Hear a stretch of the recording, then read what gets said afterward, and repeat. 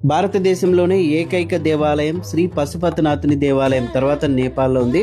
మన ఆంధ్రప్రదేశ్లో అనంతపురం జిల్లా రాయదుర్గం పట్టణంలో రాయదుర్గం నుంచి 8 కిలోమీటర్ల దూరంలో చదం గొల్లలదొడ్డి దగ్గర ఈ పశుపతినాథుని దేవాలయం ఉంటుంది. అది కూడా కొండ ప్రాంతంలో వెలిసి ఉంది.